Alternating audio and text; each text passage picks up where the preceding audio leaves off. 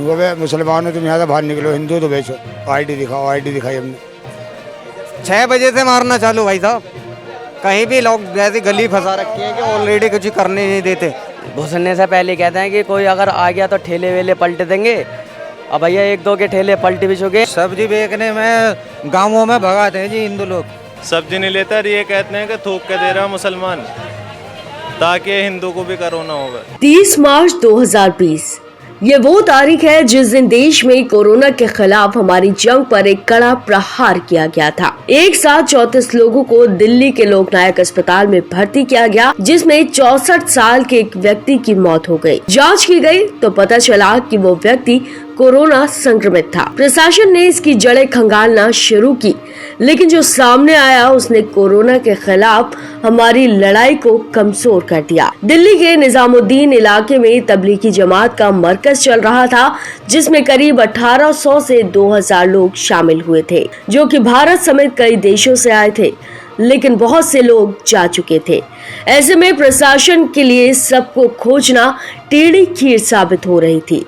जमातियों को खोजा गया, लेकिन हुआ वही जिसका डर था। ज्यादातर जमातियों की रिपोर्ट कोरोना पॉजिटिव आई। इसके कारण देश में कोरोना संक्रमण काफी तेजी से फैला, लेकिन जमातियों के खुलासे के बाद से ही ऐसी कई घटनाएं सुनने को आ रही हैं, जो इस समय कोरोना संकट से भी बड़ा संकट बन सकता है। जमातियों के कारण केवल एक विशेष समुदाय के लिए लोगों के दिलों में नफरत भरी जा रही है, लेकिन क्या वो वाकई में इतने जिम्मेदार हैं जितना कि उन्हें बनाया जा रहा है? इसी मुद्दे पर हमने कुछ गरीब सब्जी और फल बेचने वालों से बातचीत की, लेकिन उनकी दशा देखकर आपको भी एहसास होगा कि कुछ लोगों के लिए सजा सबको मिल रही है। सब्जी बेचने में दिक्कत होती है, डंडे मारते हैं। पहली बात तो ये 9 बजे तक का टाइम है तो लागू है, उसको तो करो।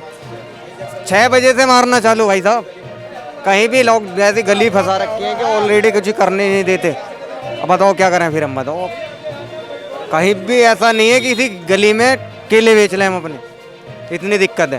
तो नाम पूछा जाता हमसे, नाम तो हम बताते हैं कि फिर बाहर निकलो। सरने गांव में गया था मैं परसों, बढ़ने ही नहीं दिया उन्होंने। भैया जब सब्जी बेचने जावे हैं सरने में, तो घुसने से पहले कहते हैं कि कोई अगर आ गया तो ठेले वेले पलट देंगे। अब भैया 1-2 के ठेले पलट भी चुके हैं। अब डर के हमारा कोई जाता नहीं है, इसलिए बाजार में देख रहे हैं, बेच रहे हैं। सब्जी बेचने में गांवों में भगाते हैं जी हिंदू लोग। नो कहा यहाँ से भागो, बस सिर्फ हिंदू लोग ही बेचेंगे, यहाँ मुसलमानों का कोई काम नहीं। बेगनपुर गए अंगूर बेचना, बुग्गे में लेकर 6 करेटे भरी भराई ठाली और 2 दिन मारे उन्होंने रैप्टे। उनका बुग्गे यहाँ से निकालो। हम गए प्रधान के दौरे, प्रधान ने नुके भैया तुम्हें नहीं आना चाहिए, 5000 जुर्माने के हैं। अंगूर इन्होंने नहीं जाने के, अंगूर इन्होंने खा भी लिए। अब तुम ऐसा करो, कदिए बैल बुग्गी भी सुने, यहाँ से ले जाओ तुम अपना से। तो भैया हम आ गए कल वहाँ से, यहाँ जावे महलों में आने गुजरे, सरने में से निकाल दिया कल। भाई मुसलमान हो तुम यहाँ से बाहर निकलो, हिंदू तो बेचो, आईडी दिखाओ। आईडी दिखाई हमने, ठेला निकालो बाहर। ये दिक्कत हो रही है भाई साहब। दिक्कत है कि कहीं भी गली मोहल्ले में जाते हैं, हर कहीं ज़्यादातर मोमदनों के मोहल्ले इसी लोग मिलते। कोई भी हिंदू में जाओ, कहीं भी एक बल्ली नहीं लगी हुई मिलेगी आपको यहाँ पर, क्योंकि पुलिस वाले नहीं होने देते, 1 घंटा भी नहीं होने देते। भीड़ तो बहुत हो जाती है यहाँ पर, जाम लग जाता है।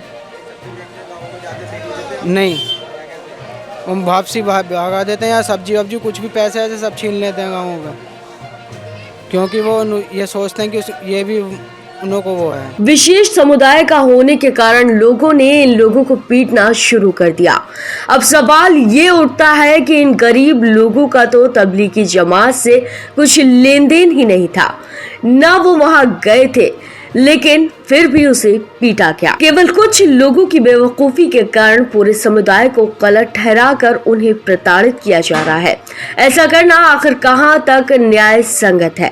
हालांकि भेदभाव करने वाले या विशेष समुदायों को टारगेट बनाना केवल आम लोग नहीं कर रहे, बल्कि कई ऐसे नामी चेहरे हैं जो जमातियों के कंधे पर बंदूक रख विशेष समुदाय को टारगेट कर लोगों के दिलों में नफरत फैलाने की कोशिश कर रहे हैं। हालांकि हम इस बात को भी नहीं झुठला सकते कि जमातियों के कारण देश में कोरोना संक्रमण के मामले दोगुनी तेजी से बढ़े हैं और कहीं ना कहीं इनके दिल दिमाग में ये भी बैठा दिया गया है कि कोरोना के नाम पर सरकार उन्हें बांटने की कोशिश कर रही है, जिसके कारण वो टेस्ट कराने और खुलकर सामने आने से भी कतरा रहे हैं।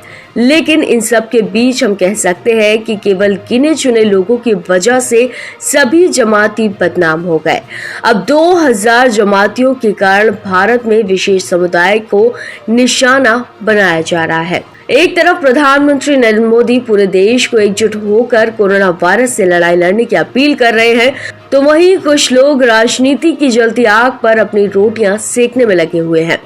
एकजुट होने के बजाय धर्म के नाम पर बांटने में व्यस्त हैं। लेकिन इन बांटने वाले लोगों को अभी तक ये समझ जाना चाहिए कि कोरोना वायरस किसी एक विशेष समुदाय या जाति को अपना शिकार नहीं बना रहा, ये सबके लिए एक समान ही जानलेवा है। तो बेहतर है कि इन भड़काने वाले लोगों की बातों में आने के बजाय हम आप अपनी समझ और संयम का इस्तेमाल करें, तभी हम कोरोना वायरस की जंग में उसे हरा पाएंगे। नहीं तो अगर आप केवल धर्म के नाम पर ही लड़ते रहे तो कोरोना वायरस जिस तरह से इंसानियत का दुश्मन बना हुआ है, उसे देखते हुए कहा जा सकता है कि इंसान का अस्तित्व खतरे में है।